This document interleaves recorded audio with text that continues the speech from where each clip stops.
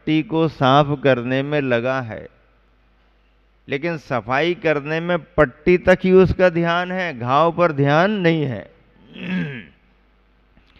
शरीर में जो घाव हो गया है, शरीर पर जो फोड़े आ गए हैं, शरीर के अंदर जो विकृति फैल रही है, उसकी तरफ उसका ध्यान नहीं है। उस घाव के ऊपर जो पट्टी लगा रहा है, बार बार पट्टी को निकालता है, साफ करता है, फिर बांध लेता है, फिर निकालता है, फिर साफ करता है, फिर बांध लेता है। पट्टी को साफ करके करके पट्टी के साफ करने में वो क्या सोचता है, पट्टी की सफाई करते रहेंगे तो घाव ठीक हो जाएगा, क्योंकि वैद्य ने, डॉक्टर साहब ने यही कहा है कि पट्टी को साफ करो, पट्टी को साफ कर करके बांधते रहो। अब पट्टी को साफ कर करके बांधते रहो तो पट्टी सुसाफ करता, नहीं घाव धोता। अरे भाई, इसका मतलब ये था कि पट्टी को तो साफ करना ही करना था, लेकिन पट्टी को साफ करने के साथ साथ घाव की भी साफ सफाई करना थी। अब घाव की साफ सफाई ना करें तो अकेले पट्टी की सफाई करने से फोड़ा ठीक हो जाएगा क्या? कैसे उसे सुख मिले दुख बीज बोता। दुख के बीजों को बोने में लगा है तो सुख मिलेगा कैसे? खेत में यदि तुमने बबूल का बीज डाल दिया है तो आम का वृक्ष आने वाला नहीं। किसान जानता है जो बीज बोया जाएगा उसी के अनुसार पौधा आएगा, वृक्ष बनेगा, उसके फल मिलेंगे। पट्टी सुसाफ करता नहीं घाव धोता, कैसे उसे सुख मिले दुख बीज बोता। दुख के बीज क्या हैं? क्रोध, मान, माया, लोभ, कसाय, ये दुख के बीज हैं। कसाय शब्द की परिभाषा ही कस्यतेति कसायः। जो आत्मा को कसता है, दुख देता है, वो कसाय है। कृषि लेखनेति कसाय। जैसे किसान खेती करता रहता है, फसल आती रहती है, ऐसे कसाय है, कसाय अपना काम करती रहती है तो संसार की फसल हमारे लिए मिलती रहती है। और कसाय की फसल हमारे लिए दुख ही तो प्रदान करेगी, सुख कैसे प्रदान करेगी? एक बार ऐसा हुआ, गर्मी के समय में एक गांव में पानी की परेशानी हो गई। गांव का एक ही कुआं बचा, लोग उसी पर पानी भरने के लिए जाते। लेकिन कुछ दिन के बाद देखा, गांव वालों को समझ में आया कि इस कुएं में से तो बड़ी दुर्गंध आ रही है, और दुर्गंध ऐसी षडांध को लेकर के है कि वो सहन नहीं हो रही। अरे भाई, क्या बात हो गई, कुएं में से कैसे दुर्गंध आ रही, आदि आदि लोग चिंता करने लगे, परेशान होने लगे। किसी ने सलाह दे दी, भैया कुएं को ठीक ठाक कराना है तो कोई महाराज का आशीर्वाद लो, कोई गुरु महाराज जी मंत्र दे देंगे तो अपना काम बन जाएगा। पहुंच गए बाबा जी के पास, बाबा जी आशीर्वाद दो, कुआं ठीक हो जाए, पानी अच्छा हो जाए, दुर्गंध आ रही है, परेशानी हो रही है। अच्छा, मंत्र दे दो आप। ठीक है, मंत्र ले लो। मंत्र दे दिया, गांव वालों ने पढ़ लिए मंत्र, फर्क नहीं आया। अरे भाई सुनते तो हैं, मंत्रों का प्रभाव पड़ता है, यहाँ तो कुछ फर्क नहीं दिख रहा। चलो फिर से चलते हैं। बाबा जी तुम्हारे मंत्र से तो काम बना नहीं, कुआं ठीक करो जल्दी। ऐसा करो तुम्हारे कमंडल में जो पानी है ना वो दे दो, उस पानी को कुएं में डाल देंगे, बराबर शुद्ध हो जाएगा। चलो भाई तुम्हारी भावना है तो ये भी कर लो। बाबा जी ने पानी भी दे दिया, गांव के लोगों ने उसे भी कर लिया, कोई फर्क नहीं। बड़ी समस्या। अरे भाई सुनते तो हैं प्रभाव पड़ता है, ये होता होता, ये तो कुछ हो नहीं रहा। फिर पहुंच गए बाबा जी, ये भी काम नहीं आया। बाबा जी को लगा बार बार ये कह रहे हैं कि कुआं में से गंध आ रही है, परेशानी हो रही है, मंत्र का प्रयोग कर रहे हैं, पानी डाल रहे, श्रद्धा से तो कर रहे हैं, लेकिन इसकी वास्तविकता भी तो समझना चाहिए। बाबा जी बोले चलो हम ही चलते हैं, बात करते हैं, देखते हैं। पहुंच गए, उनको भी गंध आई।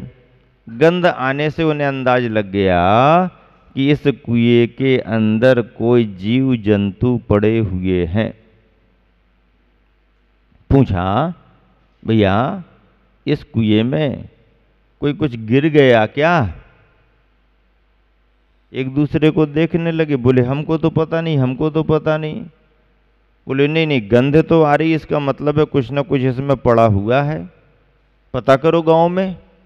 पूछताछ शुरू हुई और बाद में मालूम चला किसी के द्वारा कि एक दिन ऐसा हुआ कि 4 कुत्ते लड़ते लड़ते लड़ते लड़ते आए, लड़ते हुए आए और लड़ते झगड़ते उनका ख्याल नहीं गया और चारों के 4 कुएं में गिर गए।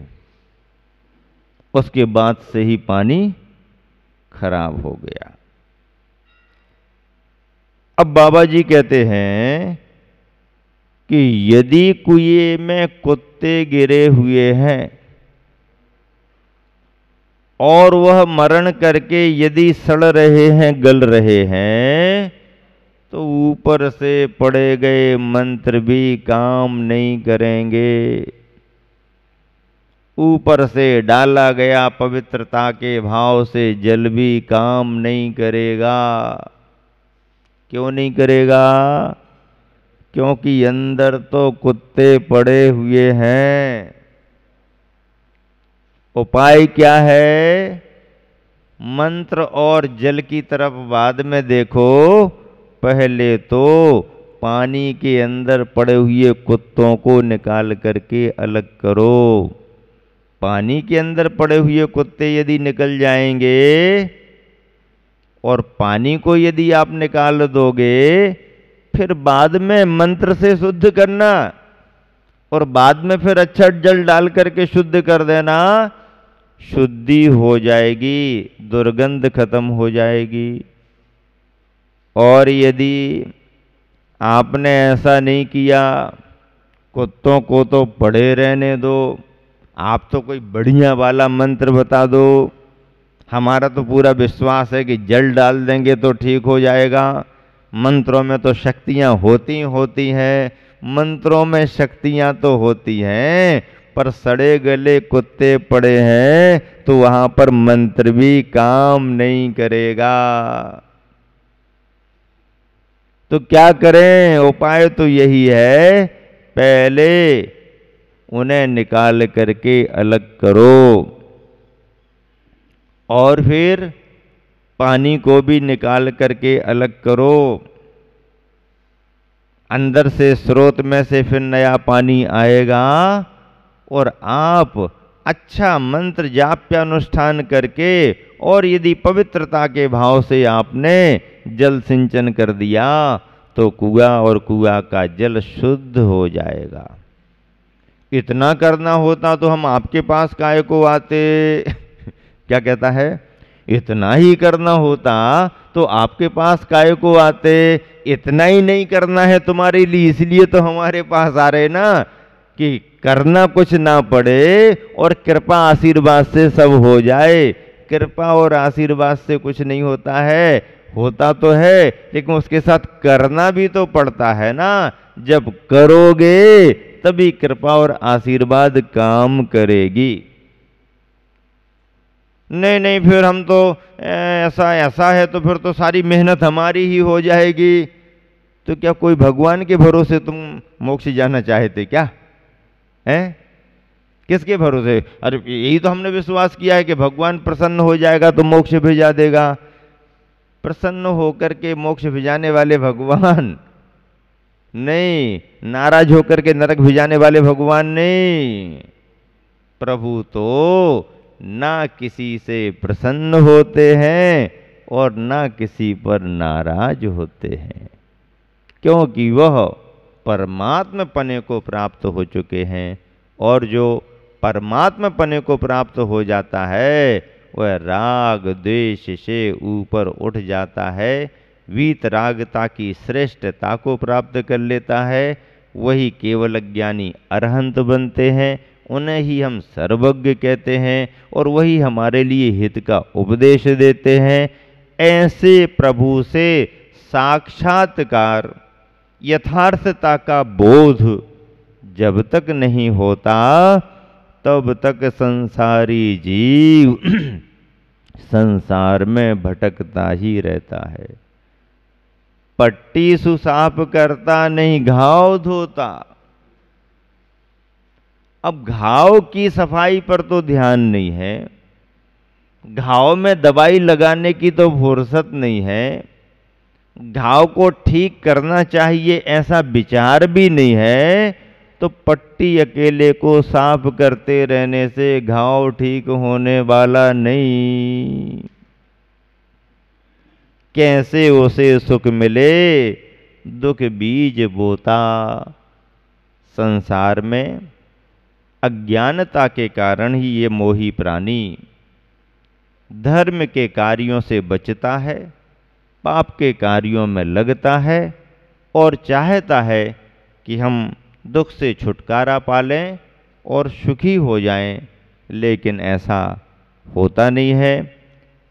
बाहरी कुएं में बाहरी कुत्तों की तरह हमारे अपने आत्मा के कुएं में क्रोध, मान, माया, लोभ के 4 कुत्ते पड़े हुए हैं, लड़ाई झगड़ा करके पड़े हुए हैं, बैर बुराई करके पड़े हुए हैं, अहंकार ममकार करके पड़े हुए हैं।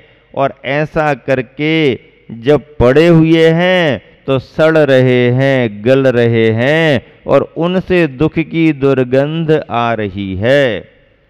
हम दुर्गंध से बचना तो चाहते हैं, लेकिन अंदर पड़े हुए कसायों के कुत्तों को निकालना नहीं चाहते। कैसे उसे सुख मिले, दुख बीज बोता। दुख के बीज बोने पर सुख मिलने वाला नहीं है। तीर्थंकर भगवंतों का भी यही संदेश है। अगला पद्य है, स्वाधीनता सरलता समता स्वभावो, तो दीनता कुटिलता ममता विभावो। जो भी विभाव धरता तजता स्वभावो, तो डूबती उपल नाव नहीं बचावो। कितना अच्छा पद्य लिखा है। स्वाधीनता, सरलता, समता, ये क्या है? हमारी आत्मा के स्वभाव हैं। आत्मा के स्वभाव क्या है? स्वाधीनता, सरलता, समता। तो दीनता, कुटिलता, ममता, विभाव। दीनता, कुटिलता, ममता, ये आत्मा के विभाव हैं। आत्मा के स्वभाव और आत्मा के विभाव की चर्चा है। जो भी विभाव धरता, जो विभाव भावों को धारण करता है और तजता स्वभावो, अपने स्वभाव को छोड़ देता है और विभाव को धारण कर लेता है, तो फिर क्या होता है? तो डूबती उपल नाव, उपल यानी पाषाण पत्थर, तो फिर क्या होगा? पत्थर की नाव यदि है तो डूब जाएगी, नहीं बचावो, उसे बचाने वाला कोई नहीं। नाव कौन सी तैरती है? लकड़ी की नाव होना। लकड़ी की नाव होना एक बात, दूसरी बात है लकड़ी की नाव भी हो तो उसमें छेद वेद भी नहीं होना चाहिए। नाव तो लकड़ी की है पर छेद है तो भी मुश्किल हो जाएगी। नहीं नहीं, निश्चिद्र नाव है हमारी लेकिन कागज की नाव है, एक भी तो छेद नहीं है। आपने कहा छेद नहीं होना चाहिए, तो देखो बिना छेद की नाव है। अरे नाव तो बिना छिद्र की है लेकिन कागज की है, कागज पानी में गल जाएगा, तो फिर क्या करूं? लोहे की बना लो। लोहे की नाव भी टिकेगी नहीं जब तक उसमें लकड़ी ना हो, क्योंकि पानी में केवल लकड़ी ही तैरने का स्वभाव रखती है, धातु उपधातुएं सब डूब जाती हैं। बड़े बड़े जहाज तो बन रहे हैं स्टील के, इसके उसके, ऐसा है वैसा है, ये सब बन रहे हैं, लेकिन ये पानी में अंदर ना जाएं इसके लिए दूसरे इंतजाम भी किए गए हैं। लकड़ी के साथ लोहा लगेगा तो डूबेगा नहीं, अकेला लोहा रख दिया जाए, वजनदार है, अपने आप अंदर चला जाएगा। तो उपल नाव, पत्थर की नाव दिख तो रही है नाव के आकार की, पर ऐसी पत्थर की नाव ना स्वयं पार होती है और ना उसमें बैठने वाले को भी पार करा पाती है। तो डूबती उपल नाव नहीं बचावो। कौन सी उपल नाव है? दीनता, कुटिलता, ममता, इसको धारण करके यदि कोई संसार के सागर को पार करना चाहे तो दीनता, कुटिलता और ममता से कोई संसार का सागर पार नहीं कर सकता। संसार का सागर पार करना है तो स्वाधीनता, सरलता, समता। स्वाधीनता क्या है? स्वाधीनता शब्द का अर्थ क्या है? स्वतंत्रता, स्व के अधीन, अपने आश्रित, पराश्रित नहीं, पर पदार्थ आश्रित नहीं,